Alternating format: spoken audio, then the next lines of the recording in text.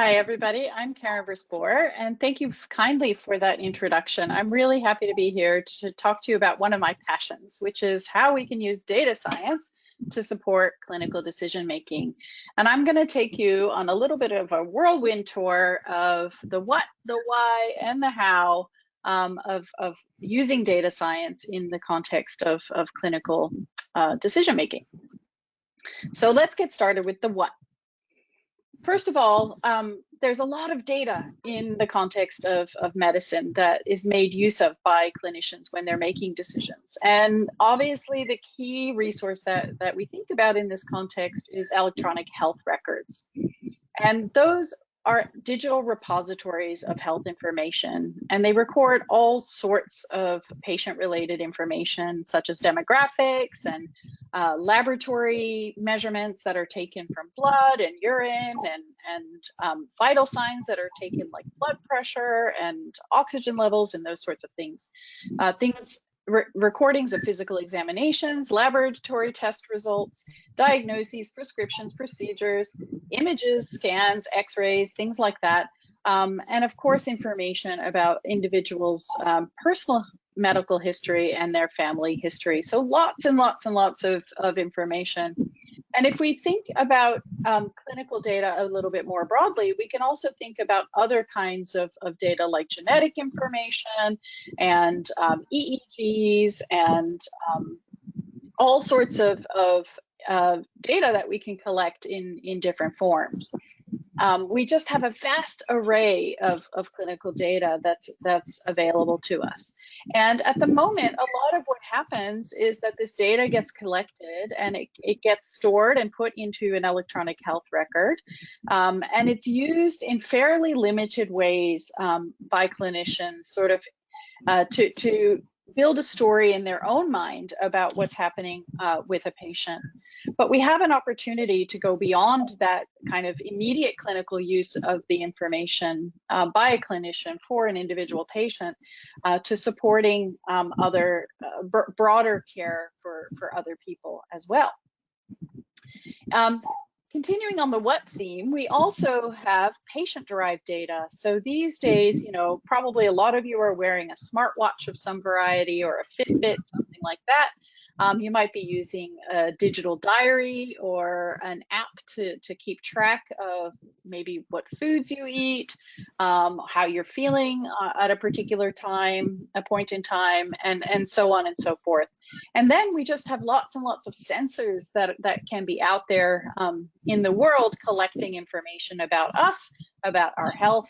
And really, this is a massive resource that goes well beyond the boundaries of our electronic health record systems, and really is an untapped resource for a lot of clinical decision making. But it's there, and we can start thinking about how to use it.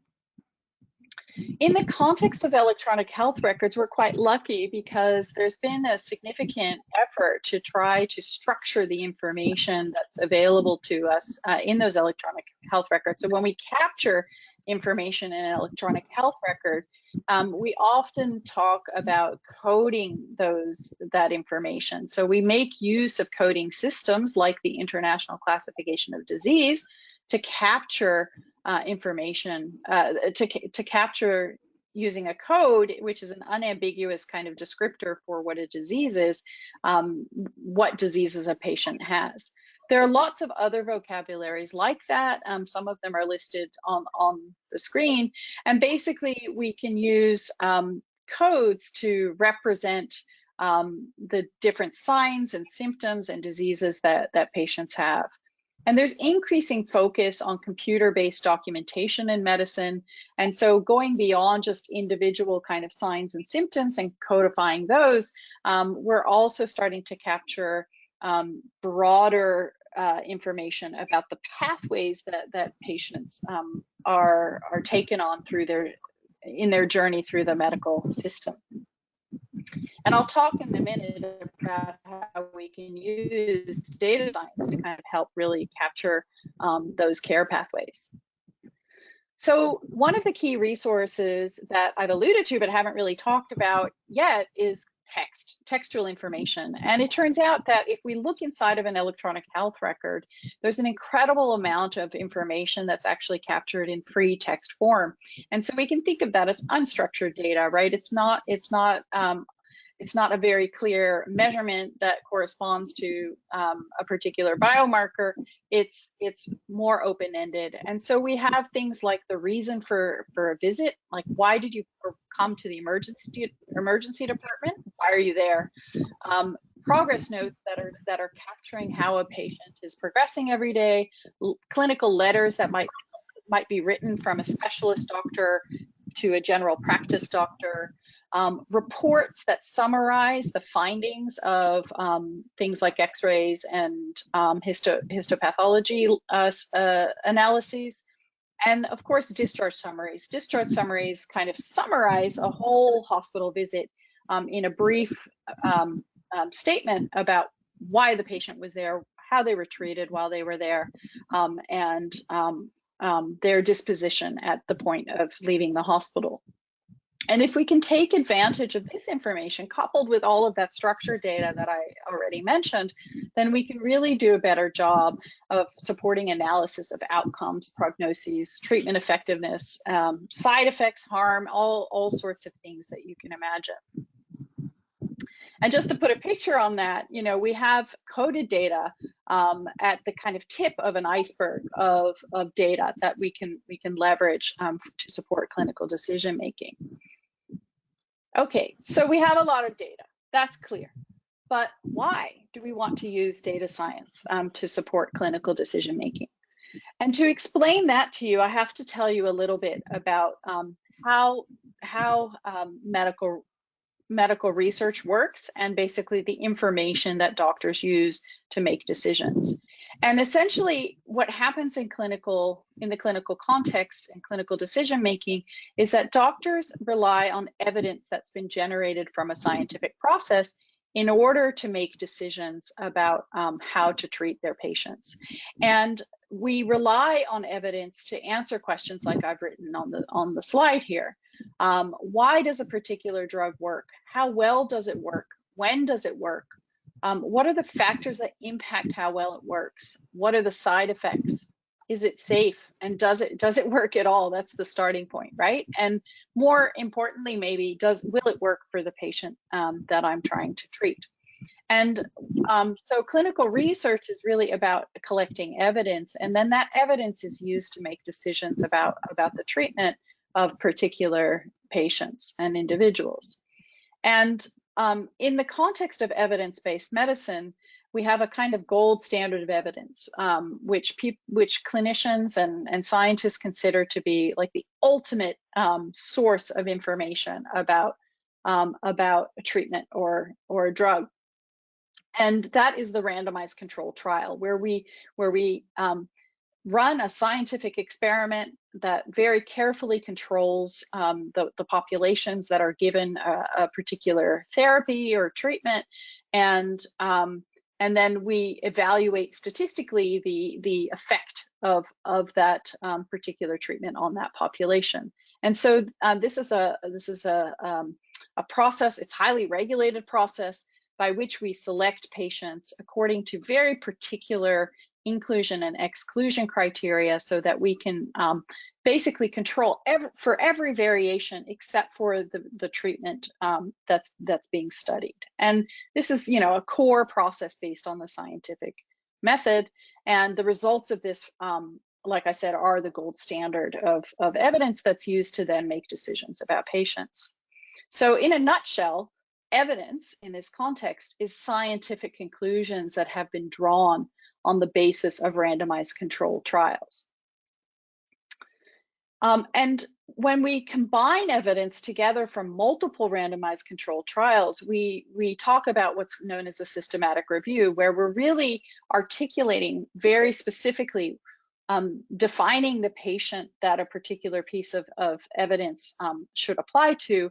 And of course, what does the evidence tell us? So it tells us something about the effect of an intervention compared to a control group in a particular population for a particular condition on some outcome of interest. And so, for instance, if you're looking at the effect of a drug, a particular drug in the context of, say, some kind of cancer, then your population is the population of patients with that particular cancer, and the intervention is the drug that you're studying. And this is the basic paradigm for all randomized controlled trials that we then feed into a kind of summary of the evidence for a particular population.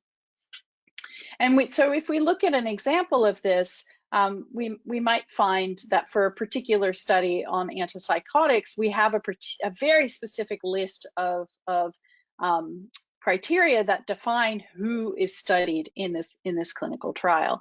And I put an example up here of this drug, and as you can see, of this clinical trial, as you can see in this study, they only studied men, and they only studied men who were within 20% of their ideal weight.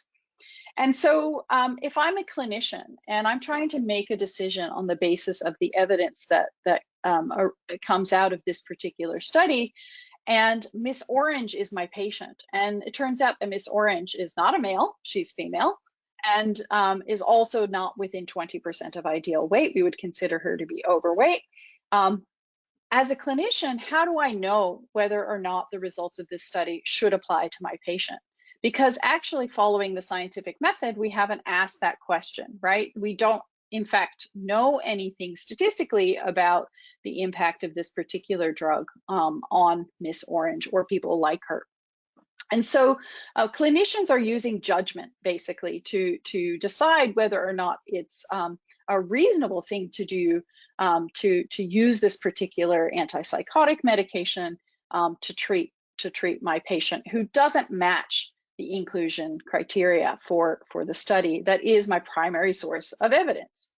And so what do I do? Well, most of the time they use their experience and their judgment to make that call. If we look more carefully at this sort of situation, we find that it's really common for study cohorts not to reflect the general population.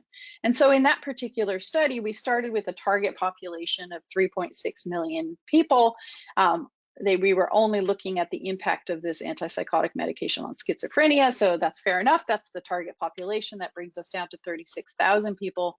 And once we start adding additional criteria, we end up with 632 people that actually were eligible to participate in the particular study, in this particular study. And so that's actually, in relation to our whole population of 3.6 million people, that's actually quite a small number. And so if you're thinking about, statistical generalizability, this might raise some questions. And this happens all the time. Basically, every study is very, very limited. If we look at clinical trial participants worldwide, we have some additional constraints. So it turns out that 86% of them in 2014 were white people. So what can we say about the impact of all of these treatments that we're testing in the randomized control trial paradigm on people who have a different genetic makeup and who come from a different ethnic background? Hard to know. Most of the studies, in fact, like the one I showed you, predominantly focus on males. And this is, for good reason. So females are often disproportionately excluded on secondary criteria, such as age, because women tend to live longer. And so more women will be excluded for being too old or too young. And also for pregnancy. So women who are pregnant are just typically excluded, which means that, women of childbearing age are generally very underrepresented in the context of this data. If we look at genomic data, 79% of genomic data that's captured in our genome databases is from people of European descent, even though they comprise only 16% of the world's population.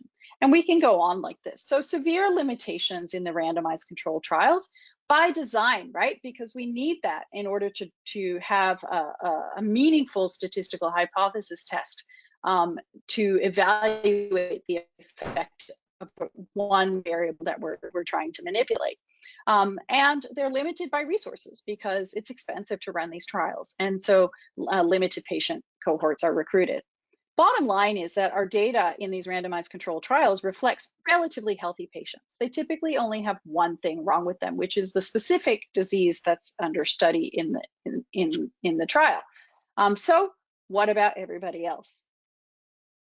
I would like to suggest that we can run natural experiments through data. We can leverage all of that data that I told you about before to derive evidence. Of course, this raises a number of questions. Is there enough there?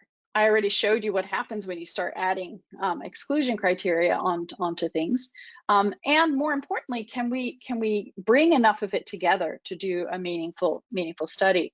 You know, one hospital's worth of data is probably not enough for most of these clinical questions, because diseases are only, you know, have relatively low frequency, and so we need to combine data across multiple hospitals, arguably across different states, different countries, in order to allow us to build data sets that are really big enough to answer some of these complex clinical questions.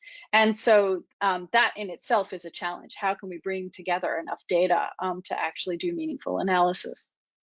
And then there's the methodological questions about how to use that data to gain insights effectively. And we have all the tools of data science available to us to do that, but it's still a pretty complex problem. So let's look a little bit at how we can facilitate this. Well, one thing we can do is to try to represent a patient journey as a kind of timeline of clinical events. And so we can take all the information that's available to us about a patient in the electronic health record and essentially map it onto a timeline where each of the elements of that timeline correspond to the diagnoses, the prescriptions, the procedures, the observations that we've made about that patient at each point in time. And so thinking back to the structure of the data in the electronic health record, you know, we can take advantage of those codes that I told you were there to help us build essentially vectors of codes that correspond to particular points in time in a patient's journey. And so we think about how the data then reflects these clinical journeys, and we can start to ask questions about how different treatment affects, what effects a particular treatment might have on a particular patient, not only through that paradigm of randomized controlled trial, but by looking at the actual patients in the electronic health record.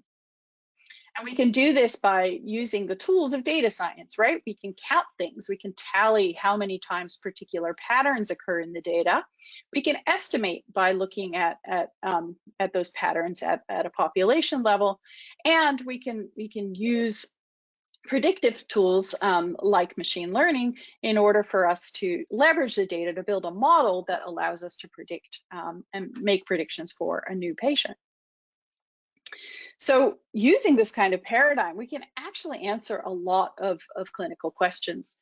We can answer questions like, which treatment did patients choose after a particular diagnosis? So what treatment was common to patients of a particular group?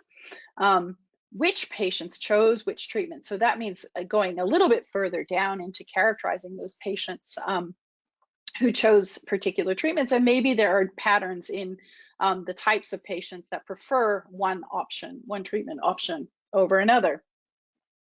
How many patients experienced a particular outcome after a treatment? You know, did somebody have an adverse event that resulted after their treatment?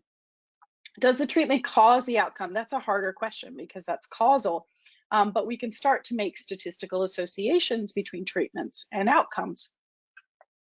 Or does one treatment cause an outcome more than the alternative? Again, we can measure these things in the data.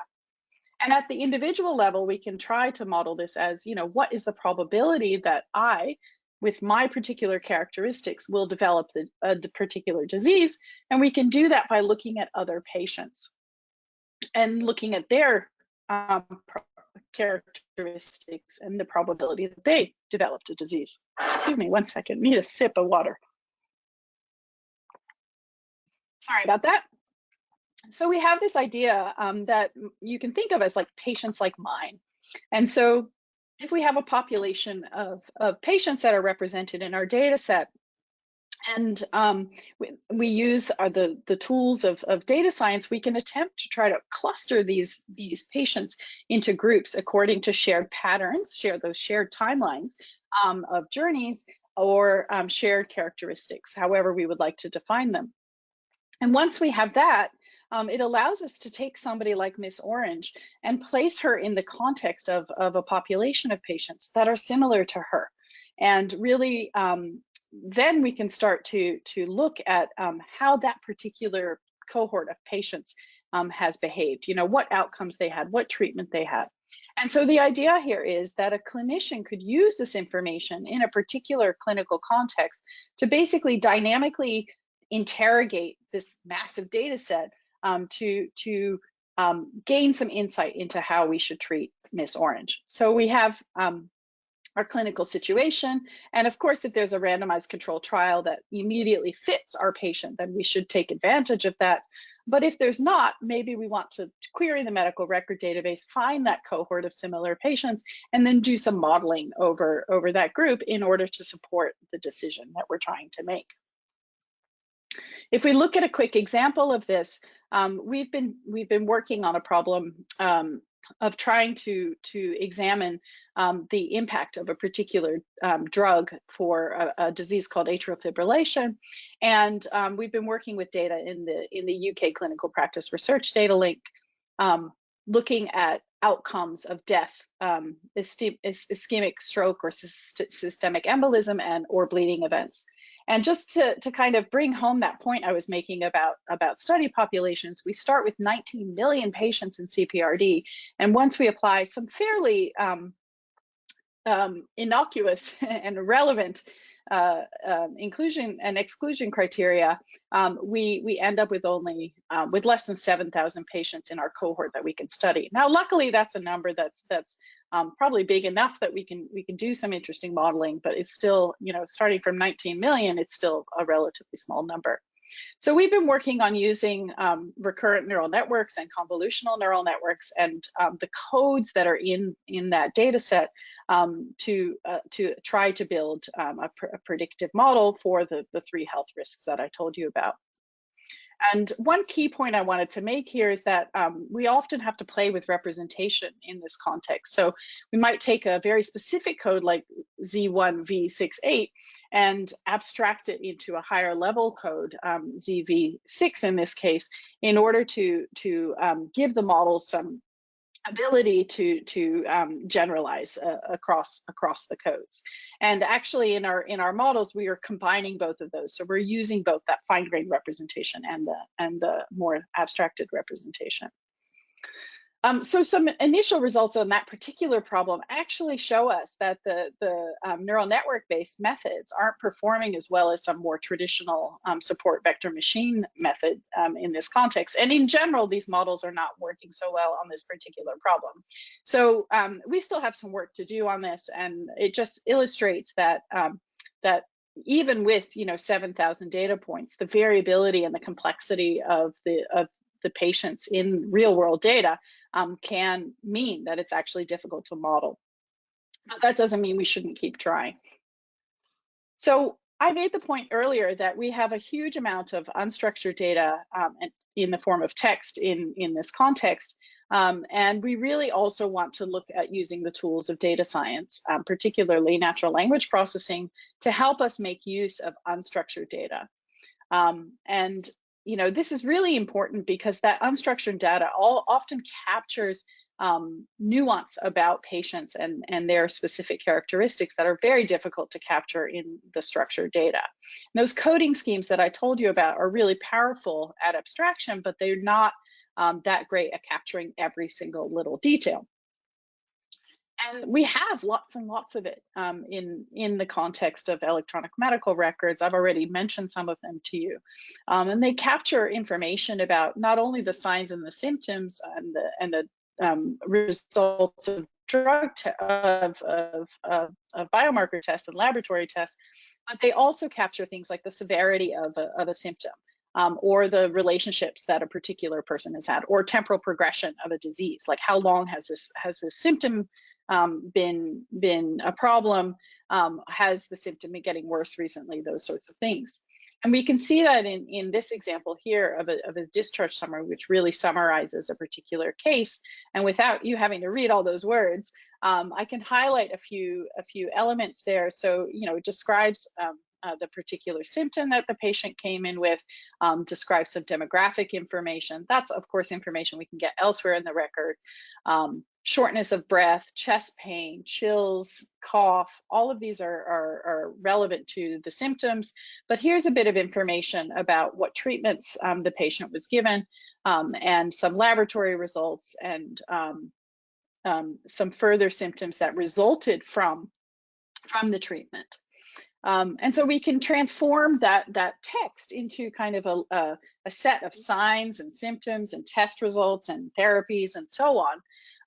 And that gives us a starting point for kind of getting into the details, some of which are not going to be available in the structured form. And what we've been trying to work on is not only capturing those kind of entity level information, but also the relationships between them. And we're using supervised learning as far as we can in this particular approach. The kinds of relations you might be interested in capturing is things like family history. So transforming information, like he says his father might have died of heart disease, into a structured specification of that relationship. So the family member that's relevant is the father, the observation that's being discussed is heart disease, the outcome of that, the status of that is death for that particular relationship, and the certainty of that is might. So we're not entirely sure what the cause of the father's death was, but we suspect it might have been heart disease, and so on. So we are talking about transforming sentences like this into kind of structured representation, which we can then use for subsequent data analysis. There's lots of examples of contexts in which this comes up, and trying to identify the kind of interesting relationships for different problems is part of my work in working with clinicians to use my NLP methods. And for those of you who like the technical stuff, just to give you a sense of the methods that we do use in this context, we tend to couple named entity recognition with relation extraction, and we use BIOS-TM models typically to help us do kind of joint extraction of entities and relations together, so that we can take an input like a phrase here, occasional headaches and dizziness, and infer the relationship between not just occasional and headaches, which is probably a fairly easy one to grab, but also occasional and dizziness in that context, using the linguistic information that's there. Okay, and there are a number of really powerful examples of where we've been using data science at scale to help with predictive modeling tasks. And one came out of a collaboration between Stanford and Google, known as DeepAHR. And you can see here they're getting some pretty phenomenal prediction values for some fairly complex tasks, using a data set of 46 billion data points, which is pretty great. Recently, one of my PhD students has published some work on trying to leverage this electronic health record data, and specifically the text in the electronic health record, to try to predict early on in a patient's admission what the kind of eventual complexity or the cost of treating that patient will be. And this is really valuable, because it allows hospitals to make decisions about which patients they need to plan to allocate more resources to, like how long are they going to be staying in the hospital, how many beds are going to be occupied in the next week or 2 weeks, how many nurses and doctors need to be on staff, and those sorts of things, because that's directly related to the complexity of the patients under their care. And to do this, again, we've been using deep learning models and tapping into the information that's in the clinical notes. And the work that we've been doing has shown that, that we can build models at 24 hours after admission into the hospital that come in within 15% of the final cost of the actual cost of treating the patient using this model, which is pretty surprising because a lot happens between the 24-hour mark and when they get discharged. But knowing what's going on with them just in that first day gives us a lot of information to make that prediction. And furthermore, we showed that by using the text and the notes, we're able to do a much better job of that than just by using the structured data at all. Okay, so I'd like to also address why we're not doing more of this yet. And so I thought I would take you through just a few of the challenges that we're facing. And one of them is algorithmic. So we find that the robustness of the algorithms that we can infer in the face of what is very complex high-dimensional data is problematic. You know, there are large variations in the amount of information or the specific details of the information that we have available for any given patient because there's, you know, huge differences in care. And there are also large variations and exposures and risk factors.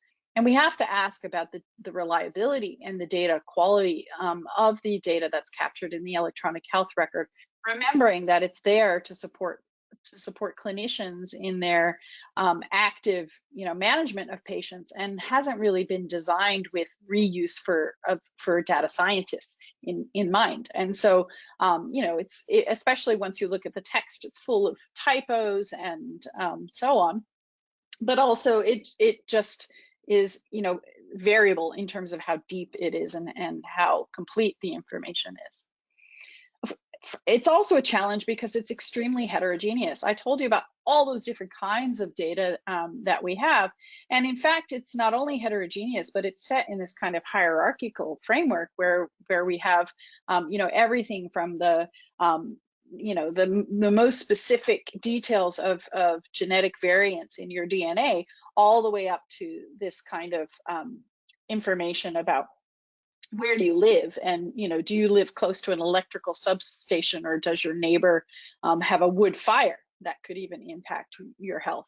And so there's just a huge complexity in this data set. And of course, once we start thinking about that personally generated data and 24/7 sensors that might be available, and trying to think about how we can compare that with clinical information that's often captured at much, you know, lower resolution, it's really complicated to compare and integrate all of this varying information. So, you know, you've probably heard about big data. Who hasn't these days? And the 4 V's of big data: volume, variety, velocity, and veracity.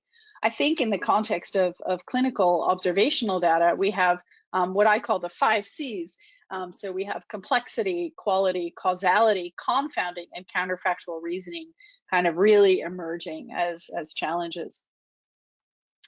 And then we have the problem of how to integrate and build all those massive data sets that I mentioned. There are huge privacy and ethical concerns that rightly impact our ability to share clinical data. And this is especially true with my favorite resource of clinical text, because it's just much harder to de-identify clinical text than it is to de-identify structured information. And so we've been also working on trying to develop algorithms using NLP to help us improve de-identification.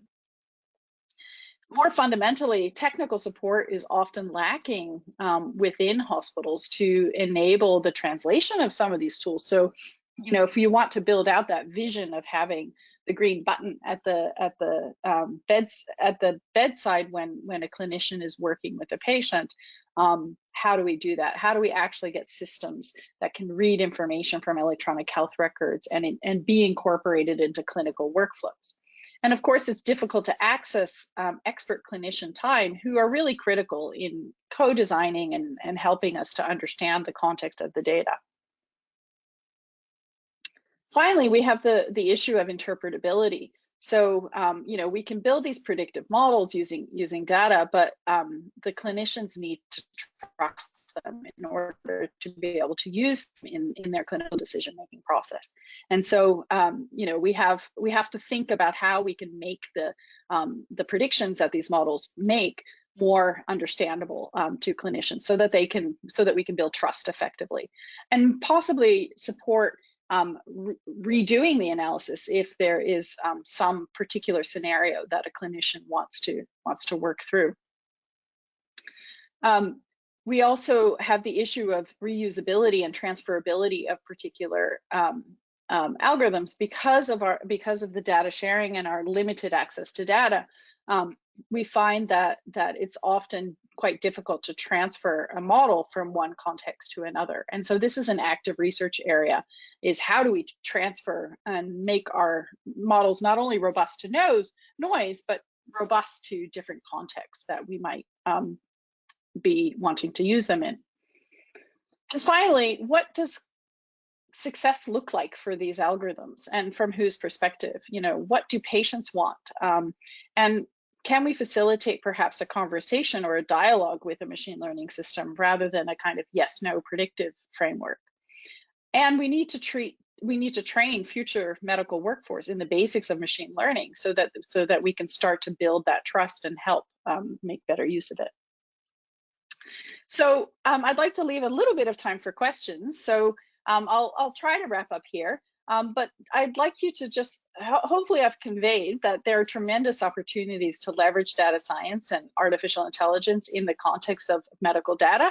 And I will say that, you know, automation of some tasks such as documentation or ordering is already being assisted through with AI methods.